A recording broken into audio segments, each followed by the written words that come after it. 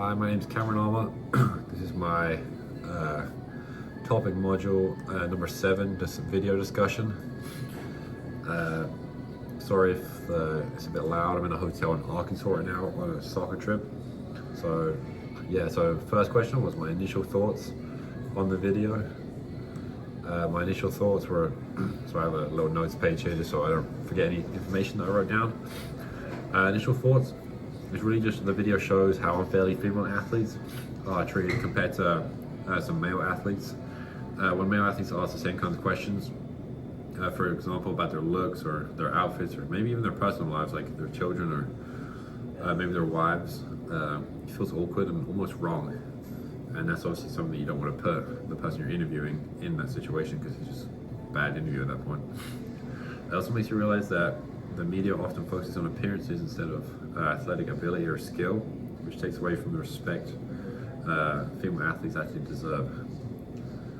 The next question is, how can media bias or societal biases influence the decision makers in sports law?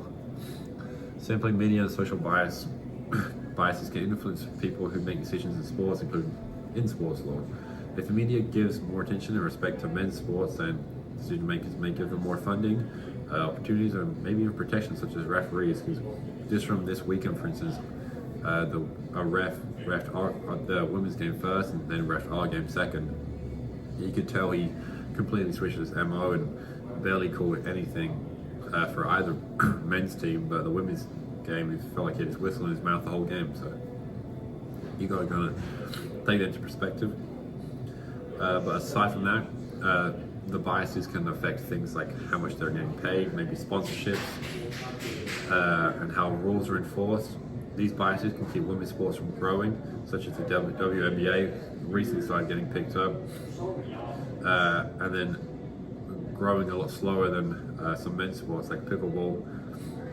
It's actually gone really quick, like especially on the men's side, but some of the women's sports have barely started to pick up. So yeah, it's just they just deserve equal treatment. And the last question, I don't know what it was. Do you believe Title IX is achieving its original purpose by providing equal opportunities, or has college athletics moved in a direction that challenges its effectiveness, i.e. revenue sharing or NIL opportunities? Title IX was made to give everyone equal opportunities in education, no matter their gender. I believe it has done that, because it's definitely increased the amount of female athletes on campus and just in general.